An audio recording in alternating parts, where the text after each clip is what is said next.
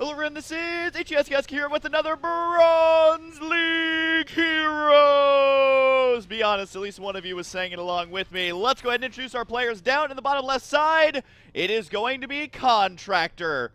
Apparently he contracts things. And up at the top right side, it's got to be Capn. Capn. Me and the Capn make it happen, man. Time to eat a bowl of cereal. But either way, it is going to be a PvZ. And, of course, the whole point of Bronze League Heroes is to make us laugh at the game, realize that video games were made for fun, so they should be treated as such. The games may be bad, the players may be bad, but my God, they are so good.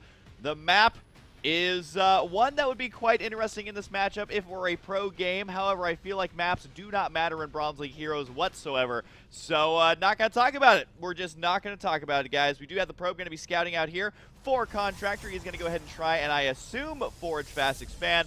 Looks like someone's been watching some Pro StarCraft 2. He is going to scout the correct way on the first try. And you may say, Husky, this is a two-player map. Of course he's going to scout the correct way on the first try. I wouldn't put anything past Bronze League Heroes. We have seen some pretty wacky stuff in our day. And I still believe that every single video has over 100,000 views. So I feel like the majority of you can agree that we've seen some pretty wacky stuff here. So I never assume that anything is going to go according to plan. Which also, if you missed the game before this one, it was pretty good. It's the one with Noonie going up against a player whose name was really, really fun to say. I had a lot of fun casting that game, so definitely go check that one out. Does look like this probe's going to go ahead, and I assume, oh, it might just go for a Nexus first here, with Capn going to be going for his spawning pool first. I doubt we're still going to have any issues with this Nexus here. So it looks like Contractor, man, he's got his build written down. He knows exactly what he's doing and is going to have that on the way. The hatchery right here. We'll see as we're going to see the drone take on the probe. Does the probe try and block it, or are we just going to be seeing the Bronze League Battle of the Century? Right now, the drone here is he's doing okay. He's poking around, scaring the stupid probe away. This is actually delaying the expansion for a long time, though. As you can see, already over 300 resources there. We'll have to end up building the queen first. No, he actually does manage to kill that one off there. And hatchery. Drone, you have one job. You got one job, drone, and that's to make a hatchery there. Or maybe his job was he wanted to kill a probe. And that's really all there is to it. Looks like the gas is going to go ahead and go down right now. We are rocking 30 APM, and this is a true Bronze League hero. So really excited about this game. It is going to be a gateway. Actually got to be going down here. No Forge. He's kind of hoping that Capn isn't going to be doing anything sneaky, and currently he's not. Just delaying his expansion a lot there, but we do have the queen on the way. And the expansion going to be up for Capn as well. We do have the Forge going to be coming on up. So it does look like both players are actually going to be sitting back and macroing for now, which is kind of awesome. I feel like a lot of times in Bronze League Heroes, they try and like attack with just their first couple of Marines, and that never ends up going well for them. Then they try and follow it up with more Marines, which doesn't quite necessarily work out. And then they're like, all right, we're 35 minutes into the game. Let's throw some Marines at him. And for now, it does look like the Overlord here has... Well, he's actually kind of scared now. He's like, well, I scouted a gateway. I got to get out of here, man. Got to get the hell out of here. Now, normally, this is when you're getting the Overlord in position to scout their whole base. But Capn says, nope. No, I don't need to scout. That is not what I do. He does have another queen on the way, though, which is quite handy-dandy. A couple of Zerglings there to help deny this probe that could be scout. Wait, where's that probe going? Where is he going? Looks like he's trying to scout the third base here. There's no third base there, though, so that probe's not going to be doing that great of a job. Might be able to survive, though, from those Zerglings, since the Zergling's not really in position. This Overlord, he's just going all the way, man. He's like when you watch kids play American football and they run into the wrong end zone. That is exactly what's happening here. He is going to be scoring a touchdown for the Protoss team. Contractor. Oh, actually, the drone is going to be moving out there, though. So the probe will spot the drone going down there. Does he intercept it? No, not really. I assume this probe is dead now. Yeah, he's dead. I believe that's first blood as well. Well, second blood, as it looks like another probe did eventually get taken out. But it was that probe from the drone. So second blood. Second blood, but looking forward here, I think we might actually be having a little bit of a longer game right now. I mean, we got the Cybernetics Core placed over here for whatever reason. And this Zealot, unfortunately, is not fat enough to hold that wall in. But really, this is Bronze League Heroes, so I feel like just the fact that the Zealot's there will probably scare his opponent away. And I will say, pro tip of the day! If you're going to be walling in as Protoss, ideally, you don't want to have pylons or cannons as part of your wall. Because look at this, cannons only have 300 HP, pylons have 400, but take a look at the gateway, 1,000. Forge is at 800, and Cybernetics Core is 1100. So if you can use these buildings as part of your wall in, it makes it much more secure when the attack finally comes. That's my pro tip of the day, and I'm sticking to it. We have an Evolution Chamber over here. This Evolution Chamber really wants to spread creep, but he can't. He's just going to sit right there on the edge of the creep. He lives dangerously, because remember, buildings off of creep end up dying. So he's living very dangerously there. That's like the part in The Lion King, man. Don't go down there. There's only hyenas and my evil brother, so obviously he's going to go down there. But either way, we do have lots of lings now on the field, and lots of drones going to be following up. We're going to say Captain's Inject Larva is not actually the worst I've seen, is managing to do so at least a little bit.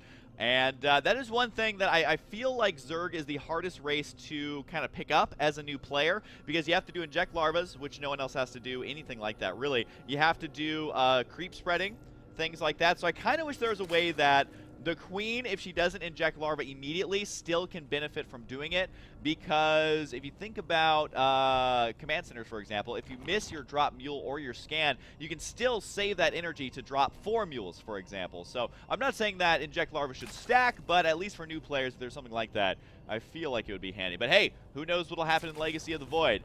As lots of cool stuff will probably happen in that game. I honestly have no idea. I'm kind of hoping they announce it at BlizzCon. I mean, not announce it, but kind of show off what they have planned. I think they will. I have a feeling they will, just based on how long Heart of the Storm's been out, when Legacy of the Void is scheduled to come out, and when BlizzCon is, and the fact that there wasn't a BlizzCon last year. I have a good feeling, guys. I've got a good feeling about it. But either way, we did. The Observer going to be scouting out right now. A very passive game. In fact, I could probably just speed it up a little bit, as the Observer is really going to be the only thing that's happening right now. We do have a 4th base on the way for Capn.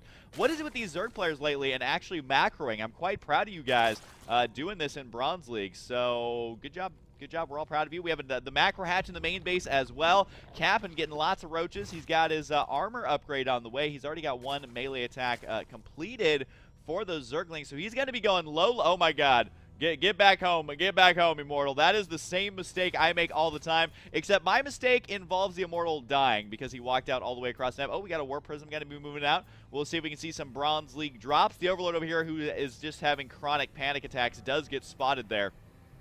But he actually was paying attention as well, so he is going to go ahead and move back here, realizing that the War Prism is going to be an imminent threat. We'll see if he actually manages to go for it or not. I mean, really, this War Prism is still passive. He's not able to really do anything with it. Overall, we have 100 resources lost to a mere 6 resources by Capn, which is hilarious there. 6 resources lost overall. Oh, there's the War Prism there. Maybe he thinks that the War Prism's job is scouting, and the Observer, he's just like, no, I give up. Well, there he goes. He activates it right there. Not sure if he's going to be able to warp anything in, though. This is just ring around the bases, as it is going to be 4 bases. The War Prism really unable to warp anything in. And there he goes right there. Is going to go ahead and go for the hatchery. That has a very low success rate right now, as the Zerglings are in a good position here to be able to defend that. The Roaches, man, they're a little bit fat. They move a little bit slower, and they're trying to keep up all back and forth. There is no creep spread, so they're just running around trying to chase that War Prism. The War Prism, though, he can just chill here. There's no anti-air in this entire arm. Oh, my God. Oh my God, I'm just realizing this army composition is 68 Zerglings, 21 Roaches, with 11 more Roaches on the way, and 28 more Zerglings on the way. So I pray to the Zerg gods that he does not try and run up this ramp. That is going to be a meat grinder. We actually do have a Fleet Beacon again on the way. My channel's been having lots of carriers lately. I assume he's going to go for carrier. Oh, God. Looks like the only anti-air in the game has managed to catch up to this War Prism, and the War Prism has basically just given up on life, and it will be able to get out of there. But not sure if that is going to be ever used again, as both players trying to hover a lot of money. We have 3,000 minerals for Zerg, 1,600 for Protoss. The Queen has walked her way through the smoke screen to try and make this attack happen, and it does go down, finally killing that War Prism, which I feel like that War Prism was really a driver's ed car. They were still learning how to use all the buttons. Oh my God, there's another War Prism. Oh my God. Well, we'll see if this one is any more successful than the one who came before him. I have a feeling that he's not, but we'll just have to wait and see if it does manage anything. These 2 probes over here, they're like, nope, we're helping hold the line. Don't worry about us. No reason to make us work at this point, but we'll see. The War Prism is kind of just chilling out over there on the right side. The Observer here not really observing a whole lot. Oh my God, is the Queen gonna waddle all the way down here? Please tell me yes. No, not yet. The War Prism, though, should probably be pooping itself right now. He's like, Commander, can I get some orders here? There's kind of a lot of Zerg bugs here. I probably want to get. Oh my God. Oh my god, whatever you do, do not go up that ramp. There is a Colossus right there. The sentries are ready for force fields. We'll see if this works. Oh my god, he has almost 100 supply advantage, but here we go. Gotta try and go up the ramp. One force field comes down. More force fields actually gonna be holding the line. Oh my god, this is Zergling Massacre. What are you Zerglings doing? Absolutely nothing. The Roach is not really doing anything either because they're told to on the attack command. They need to be on the hold position command though. And it does look like so many kills, 44 kills instantly on that Colossus. This is like an AT-AT going up against Ewoks, man. Just so many kills, and the Colossus up to 53 kills now. And we'll get a couple of more before finally falling. Around 60 kills on that Colossus, not bad, and he does Photon Overcharge here. Next is up to 3 kills. Going to be helping clean that up. And overall, I gotta say that this attack did do some damage. I mean, he is ahead. The Protoss is ahead in the unit's loss, but Zerg still able to make something happen at least a little bit. Hopefully the Zerglings here can get a better surround. There they go. The Zerglings are loose in the base, but Carrier has arrived. We also are having the Interceptors come on out, and it does look like the Nexus just gonna keep raking in the kills, just sitting back and having fun. More reinforcing Zerglings. Oh my god. Oh my god, I love how he has 7,000 minerals, but hey, why not make the cheapest unit in the game? And so far, actually going to be able to take out this base here. The Nexus finally falls. Lots of kills there. The Carriers, though, going to be raking in the kills right now. And can Contractor actually hold this off? He had about 100 supply disadvantage, but he also has Carriers now who are just kind of chilling out. They're just chilling out, killing things, and does manage to kill off all of those Lings. The Carriers now at 24 kills apiece, 25 on the other one as it kills off the last couple of Lings over here. But either way, Contractor is actually held. He's just going to be powering out Carriers off of his not even one base. His income right now is probably like, what, 200, 300? Yeah, it's quickly dipping down into the 300s right there. He does have the base over here, though, to try and supplement that income a little bit. But he's only got these 3 mineral patches, which are not quite helping him out whatsoever. Our Zerg player, though, has got lots of bases. He's got 10,000 minerals almost, and he could go for anything he wants, really. I mean, Hydralisks would be good. I feel like Corruptors would be good. Infestors would be good. With the Infested Terrans, could Fungal Growth. I'm trying to think of what else he could go. I mean, I feel like anything he goes at this point is probably going to win in the game. Yeah, Hydras are going to be good. Infestors will be fine. I mean, Swarm Host would be great because there's very little detection on the map. Really, though, he's got to make something. Looks like he's got to go for 11 Mutalisks right now because that's the only gas he can afford, is not mining gas at his 4th base. Well, he kind of is. I guess he is now. But, wait, why are those drones so... Okay, yeah, he just put those drones on the gas. But at this point, we have the 3 Doom Carriers got to be moving out. Uh-oh, the terrifying Warp Prism, which has been doing so much for Contractor this whole game. Contractor is still behind. We do have the Mutalisks on the way. Finally switches it over to Corruptors, which is probably the better choice here. Does look at the Warp Prism. Nope, he's just going to go up here. He'll probably give up on life. I feel like Contractor has the most emo of Warp Prisms. He's just like, oh, what's the point? What's the point of warping in units? They're all just going to die anyway. I might as well just give up. But it does look like 5 carriers on the field, and going to be killing off Overlords and Extractors, which is going to give time for the Mutalisks to pop. And they're kind of chilling out over here. More Corruptors are going to be on the way. But I fear that he has 9,000 minerals and is not... Well, now he's building spores. He has 9,000 minerals, but not really a whole lot of anti-air. Unfortunately, you cannot turn missiles, or excuse me, you cannot turn minerals into missiles. So here we go. The Mutalisks going to go for it. And Mutalisks versus Carrier, not the ideal matchup right now. If you are Zerg, that is going to get cleaned up. Oh my god. Oh my god, the reinforcements showing up too little, too late. These Carriers have 1 attack and 1 shield. We have a Spore Crawler under here. Actually, 2 managing to finish. Not sure if he's going to be able to kill off one of the Carriers or not. Probably not. At this point, these Carriers are basically invincible. This Carrier has 41 kills. 42 kills on the other Carrier. Oh god. Oh god, this is just a massacre. Never have I seen a player with so much money have so little. Capn, I am sorry. This is just so sad to see. I don't know if he can actually get enough anti-air. He's trying to build more and more Spore Crawlers, but I'm not sure if that's actually going to happen or not, because remember that Protoss can still make ground units. I mean, just because you see Carriers in the game does not mean that he is unable to make Zealots right now. More Corruptors are going to be on the way. The weakened Carrier has almost regenerated his shields completely. 3 Corruptors, that's probably not going to go well, especially not using that Corruption ability. And oh god, what's he... Okay, he's still attacking it, but there's just not enough. 1 Spore Crawler does finish. That is going to die instantly. Basically in like 2 to 3 volleys of those Interceptors. That is it. So at this point, man, all you need is 50 APM. Capn saying WTF, he is not happy with the state of this game. He's got 7,300 resources and still is not spending them. I think he's busy typing right now. His APM is at 0, so he's definitely typing something. He is definitely typing something. And GG, well played, OP. Well, you guys heard it here. Capn has officially declared carriers as OP.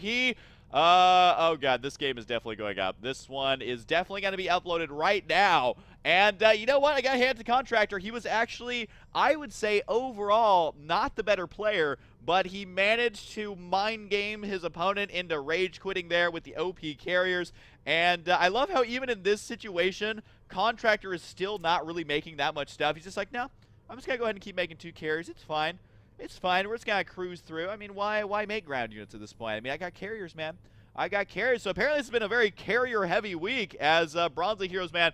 Anyways, if you want to submit your replays, send them to huskyreplays@gmail.com. Do make sure that they are on the newest patch, which came out about a week or 2 ago, as we cannot view the other replays because it basically kicks us out of StarCraft, and it takes forever. So please, if you want to send in a Bronze League Hero replay, send it to huskyreplays@gmail.com. Make sure it's on the newest patch. And yeah, that is going to be it. So I hope you guys enjoy, and I'll see you guys next time. Also, carriers are OP. WTF.